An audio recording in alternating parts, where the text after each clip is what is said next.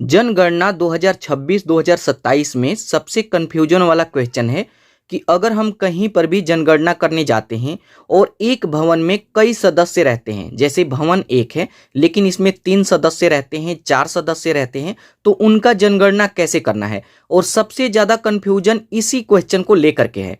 तो चलिए मैं आपको बिल्कुल डिटेल में समझाता हूँ कि इसका क्या मतलब है। जैसे एग्जाम्पल के तौर पर ये एक भवन है, भवन नंबर 1 है, लेकिन इसमें कई सदस्य रहते हैं।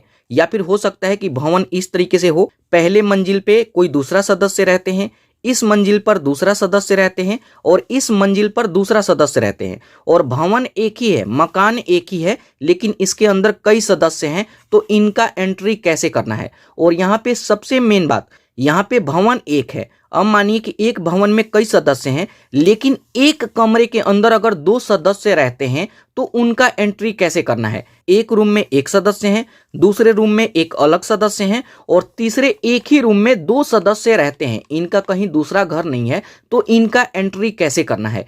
तो मैं आपको बिल्कुल डिटेल में, बिल्कुल आसान भाषा में सिखाने वाला हूं कि इनका एंट्री HLO एप्लीकेशन में कैसे करते हैं। तो बिल्कुल ध्यान से वीडियो को समझिए। तो जब इसमें लॉगिन कर लेते हैं तो इस तरीके का ऑप्शन आता है। यहाँ पे जनगणना करने के लिए मकान सूचीकरण कार्य, आप इस पर क्लिक करेंगे। अब यहाँ पे देखते हैं कि ये 6 ऑप्शन आता है। तो सबसे पहले मकान सूचीकरण प्रविष्टि, आप इस पर क्लिक करेंगे। तो जब उस पर क्लिक करते हैं तो यहाँ पे जनगणना का कार्य स्टार्ट हो जाता है। यहाँ पे क्वेश्चन 1 से लेकर के, सवाल 1 से लेकर के 34 सवाल है जिसका आंसर हमें करना होता है। तो बिल्कुल ध्यान से आप समझिए। सबसे पहले क्वेश्चन 1 में आप देखेंगे यहाँ पे क्रमांक नंबर आपको दिखेगा। तो ये एक क्रमांक नंबर है। जैसे हम किसी भी गांव, किसी भी मोहल्ला में जाते हैं तो कहीं से तो हम स्टार्ट करेंगे, गांव के किनारे से, मोहल्ले के किनारे से स्टार्ट करेंगे। तो जो पहला नंबर है, जो पहला घर है, वो क्रमांक नंबर 1 हुआ। उसके बाद जब इसका हम कर लेंगे, 34 सवालों का आंसर जब दे देंगे तो दूसरे घर पे जाएंगे, तो ये क्रमांक नंबर 2 हो जाएगा। इसी तरीके से 3 हो जाएगा। तो HLO एप्लीकेशन में ये बाय डिफॉल्ट यहाँ पे आपको मिलेगा, ये अपने आप ही यहाँ पे आ जाएगा। तो जब यहाँ पे इसका 34 क्वेश्चन का आंसर दे देंगे तब यहाँ पे क्रमांक नंबर 2 हो जाएगा। मतलब हम दूसरे घर का एंट्री कर रहे हैं, जनगणना का कार्य कर रहे हैं। तो इस क्वेश्चन का आंसर तो आपको मिल गया कि क्रमांक नंबर है 1 2 3, ये आगे बढ़ते जाएगा जैसे जैसे हम एंट्री करते जाएंगे। उसके बाद हम आते हैं दूसरे नंबर में। अब यहाँ पे हमसे भवन नंबर दर्ज करने के लिए बोला जाता है, या फिर यहाँ पे सिलेक्ट भी कर सकते हैं। तो देखिए, अगर आप सिलेक्ट करते हैं तो इस तरीके का ऑप्शन आएगा। अगर नगर निगम के द्वारा कोई भी हमारे भवन का नंबर दिया गया है तो इसमें से आप सिलेक्ट कर सकते हैं, आप यहाँ पे टाइप कर सकते हैं। अगर नगर निगम के द्वारा कोई भी नंबर अगर नहीं दिया गया है तो मैं अपने मन से खुद इसका कोई नंबर दे सकता हूँ। तो ये तो क्लियर हो गया कि यहाँ पे 001 मैं दे दिया। अब यहाँ पे आएंगे नीचे, तो यहाँ पे हम इस सदस्य का, जैसे एक भवन में यहाँ पे 4 सदस्य हैं तो हम इनका एंट्री कर रहे हैं। तो यहाँ पर अब हमसे पूछेगा कि जनगणना मकान नंबर एंटर कीजिए।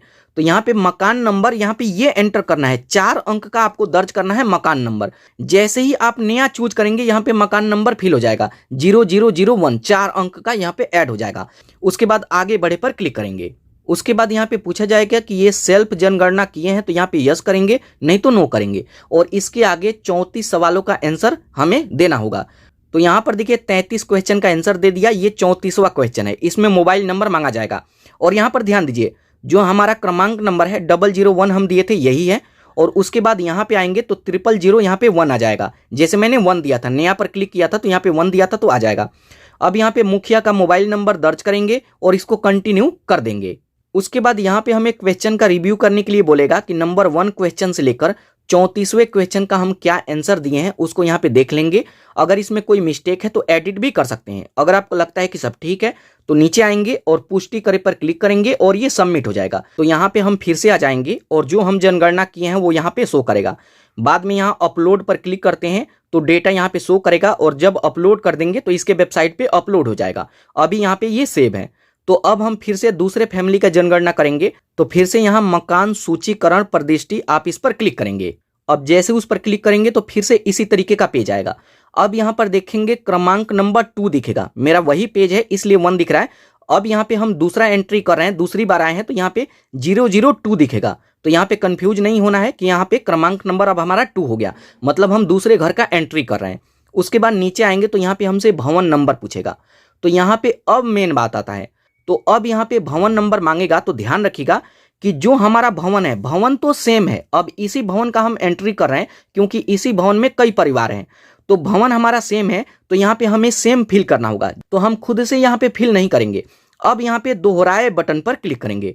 तो जैसे ही दोहराए पर क्लिक करेंगे तो जो पिछला भवन नंबर था वो यहाँ पे ऑटोमेटिक फैच कर लेगा। अगर एक ही भवन है तब, अगर यहाँ पे दूसरा कोई भवन रहता, इसमें एक ही फैमिली रहते और दूसरा कोई भवन रहता, तो यहाँ पे हम फिर से नंबर खुद से टाइप कर देते, लेकिन हमारा भवन तो सेम है, वही भवन है।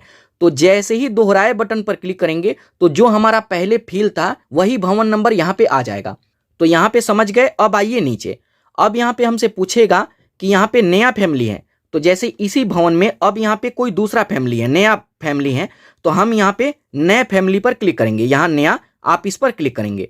अब जैसे ही इस पर क्लिक करेंगे तो पहले जो आप फिल किए थे 0001, अब यहाँ पे आ जाएगा 0002, क्योंकि हम दूसरे फैमिली का एंटर कर रहे हैं।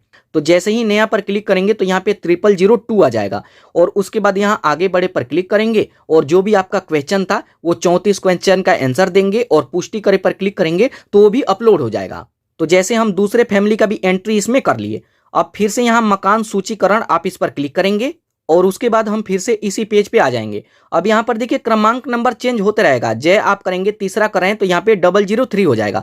हमारा पेज वही है इसलिए यहाँ पे 1 शो करा है, लेकिन यहाँ पे 3 हो जाएगा आप में जब एंट्री करने जाएंगे, जनगणना करने जाएंगे तब। अब उसके बाद फिर से यहाँ पे भवन नंबर पूछेगा, तो जैसे भवन तो सेम है तो यहाँ पे भवन नंबर वही है, तो हम यहाँ फिर से दोहराए पर क्लिक करेंगे तो यहाँ पे ऑटोमेटिक जो पिछला था वो फैच होते रहेगा। उसके बाद यहाँ पे अब हमसे जनगणना मकान नंबर मांगेगा, तो यहाँ पे न्यू फैमिली का कर रहे हैं क्योंकि इनका हम लास्ट टाइम किए थे, तो यहाँ पे न्यू फैमिली का कर रहे हैं, तो यहाँ पे फिर से हम नया पर क्लिक करेंगे। तो जैसे ही नया पर क्लिक करेंगे तो यहाँ पे 000 अब 3 आ जाएगा। पहले क्या आया था 0002, उससे पहले 0001, तो यहाँ पे अब क्या आएगा 0003, तो यहाँ पे 0003 आ जाएगा। अगला पर क्लिक करेंगे और 34 क्वेश्चन का आंसर देंगे और इसको कंटिन्यू करेंगे तो फिर से कंटिन्यू हो जाएगा। तो यहाँ पे एग्जाम्पल के तौर पे 3 फैमिली का हम यहाँ पे एंट्री कर लिए। अब यहाँ पे चौथे का करेंगे तो इस पर क्लिक करेंगे, तो हम चौथा कर रहे हैं तो यहाँ पे चौथा आ जाएगा। 001 दिख रहा है लेकिन यहाँ पे 004 आ जाएगा। उसके बाद फिर से यहाँ पे भवन पूछेगा, तो फिर से दोहराए पर क्लिक करेंगे क्योंकि ये जो फैमिली है इसी भवन में रह रहे हैं, भवन अभी चेंज नहीं हुआ है। जब भवन हम दूसरे भवन में जाएंगे तब ये चेंज होगा। तो दोहराए बटन पर क्लिक करेंगे तो यहाँ पे वही आ जाएगा। उसके बाद अब आइए नीचे। अब यहाँ पे जैसे कमरा वही है, इसमें 2 सदस्य हैं, तो अब यहाँ पे नया पर क्लिक नहीं करना है क्योंकि यहाँ पे कमरा दूसरा नहीं है, एक ही कमरा है जो पिछला था 0003। तो यहाँ पे अब हम दोहराए पर क्लिक करेंगे तो वही पिछला वाला मकान नंबर यहाँ पे आ जाएगा। तो जैसे ही देखिए दोहराए पर आप क्लिक करते हैं तो जो लास्ट टाइम आप फिल किए थे, पीछे फिल किए थे, वही यहाँ पे ऑटोमेटिक फिल हो जाएगा। और अब यहाँ दोहराए पर क्लिक करेंगे तो जो पिछला फैमिली का मकान नंबर था 0003, तो यहाँ पे 0003 आ जाएगा। और अगर आप नया पर क्लिक करते हैं तो यहाँ पे 0004 आ जाएगा। तो इस तरीके से इन सबको यूज किया जाता है। तो यहाँ पे स्टेप बाय स्टेप जब आगे बढ़ेंगे तो यहाँ पे हमसे पूछेगा कि मतलब परिवार में कितने लोग रहते हैं, कितना संख्या है। तो जैसे इनके परिवार में आप यहाँ पे देखेंगे इसमें 4 सदस्य हैं, इसमें 3 है। तो जैसे इनका हम पहला करेंगे तो पहले वाले में यहाँ पे 4 सदस्य हम एंटर करेंगे, 4 एंटर कर देंगे बस। यहाँ पे मुखिया का नाम दर्ज करेंगे। यहाँ पे एक और कंफ्यूजन है कि 15वें नंबर के क्वेश्चन में आएंगे तो यहाँ पे हमसे पूछेगा रहने के लिए उपलब्ध कमरों की संख्या क्या है। तो देखिए इनका जैसे कमरा एक ही है, जैसे ये जो पहले हम एंट्री किए थे 0001 का, तो इनका कमरा एक ही है। तो हम यहाँ पे एक कमरा एंटर करेंगे कि एक रूम इनके पास है। और मानिए कि अगर पूरे मकान है तो यहाँ पे कमरा हम काउंट कर लेंगे, टॉयलेट, किचन, ये सब काउंट नहीं करना है, बरामदा काउंट नहीं करना है। जो कमरा है प्रॉपर जिसमें हम सोते हैं या फिर पूजा करते हैं, बैठते हैं, हमारा ऑफिस है, वो कमरे में काउंट हो जाएगा, तो उसको एंटर कर सकते हैं। लेकिन जब चौथे वाले में आएंगे लास्ट में, ये चौथा सदस्य, तो इनके पास तो कोई कमरा ही नहीं है। तो यहाँ पर देखिए ये जो फैमिली है इनके पास आधा कमरा है, आधा आधा कमरे में ये लोग रहते हैं, आधा कमरा इनका है, आधा इनका है। तो इनका कमरा हम फिल नहीं करेंगे, यहाँ पे हम 0 भर देंगे क्योंकि इनके पास कमरा नहीं है। ये थोड़े से कमरे में ये रह रहे हैं, एक ही कमरे में 2 हैं। अगर प्रॉपर एक कमरा रहता तो एक हम एंटर करते।